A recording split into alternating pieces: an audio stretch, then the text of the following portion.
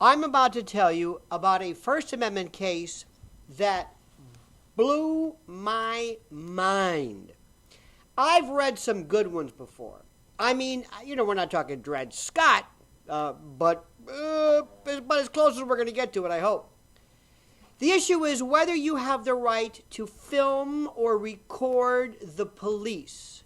Now think about that. Do you have the right to film, to videotape, to upload the police, public servants doing their job? And you could also extend that ultimately to city councilmen, garbage folks, sanitation, parks department, but we're going to keep it within the confines of this. Do you have the right, a First Amendment right, to photograph, to record police? Now, if you answered yes, you would be in concurrence with virtually every state, district, circuit in the country except Philadelphia, or as they say, Philadelphia. It may not be brighter in Philadelphia when it comes to the First Amendment. This is a case of first impression, meaning this is a case that was not really ever handled in the Third Circuit or in the Eastern District of Pennsylvania, but the judge, Mark Kearney, by the way, or Kearney, depending upon how you pronounce it, who was an Obama appointee, going to show you that just because you're appointed by a Democrat, you don't know what's going to happen. He came up with one of the most unbelievable, I don't want to say words like ludicrous, crazy a name, but fill in the blanks. It's mind-boggling.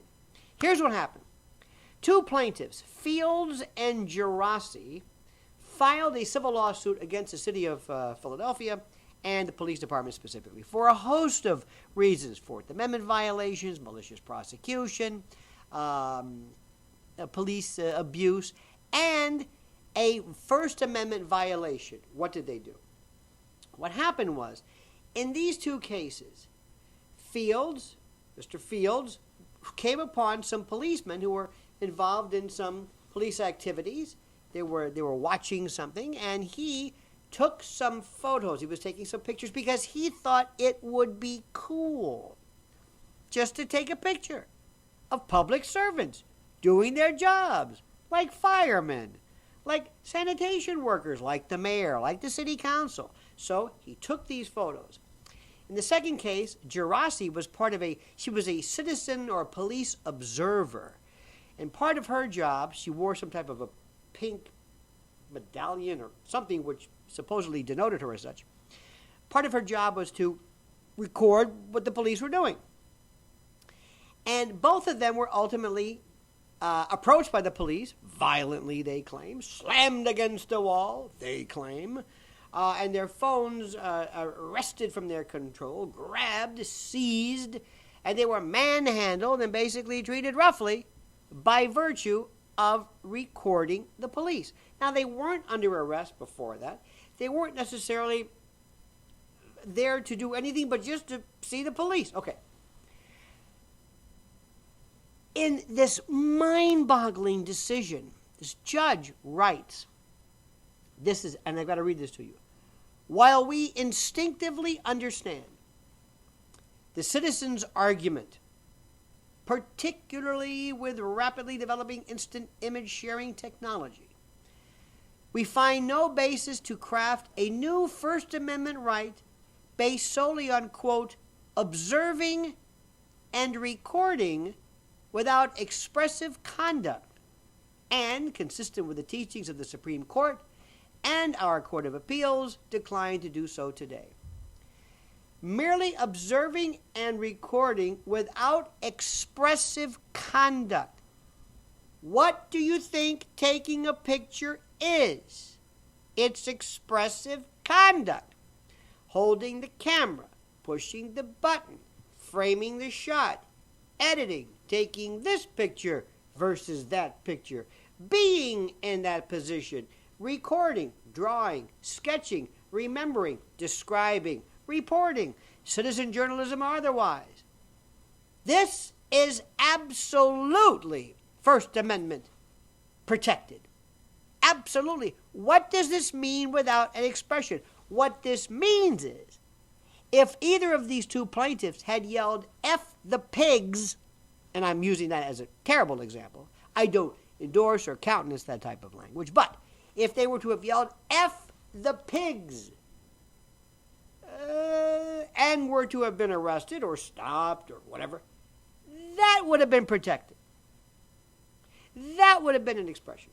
Or had they said, attention, I am here to report and to record your obsessive or excessive behavior. I am a police observer, or I am a student of the arts and I'm here to chronicle. That would have been okay. But merely taking a picture, it is mind-boggling. There is no, there is no way I could even pretend to see any merit to this decision. Normally I can. Normally I can say, well, I can see it, or they read the facts wrong, or whatever it is. But it's just now. The good news is the circuit is itself split. Maybe, we hope, this goes to the Supreme Court. Maybe they're going to appeal this to the Third Circuit. Maybe they'll correct this. Maybe this is only binding there. It doesn't really have national mandatory precedents and the like. But still, this is the most critical issue today with the advent of citizen journalism, with the advent of portable cameras and mobile units where you have a Twitter account or an Instagram account, and you as a tax-paying member of this republic have the right, an absolute right, to record anything. And what's also amazing is that normally I used to be able to say, okay, I kind of see if maybe you're going up to the cops and you're saying, hey, what are you doing arresting that guy? Hey, get your hands off that guy. Hey, back off, cops, or F the pigs, or whatever you want to say. I could understand that because, believe it or not, you could be distracting a police officer, causing him to take his or her eyes off of the arrestee, have to deal with you, and perhaps subject themselves to harm by virtue of being susceptible, by virtue of your distraction. According to this ruling, that's what you need. That'll get you off the hook. Don't just stand there and take pictures. Cause a ruckus. Challenge the police. Announce why you're there. I mean, it's absurd.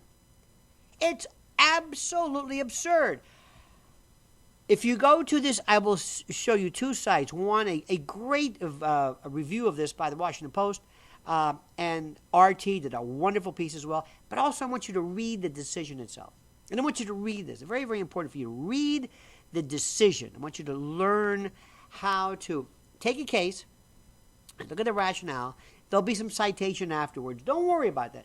But look at look at how this judge crafted this. It's mind-boggling. Mind-boggling.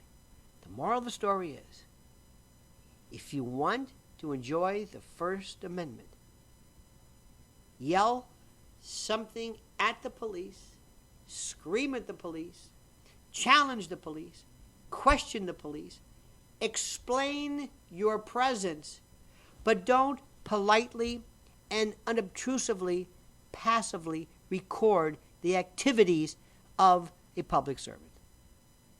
What a country. Comment as you see fit.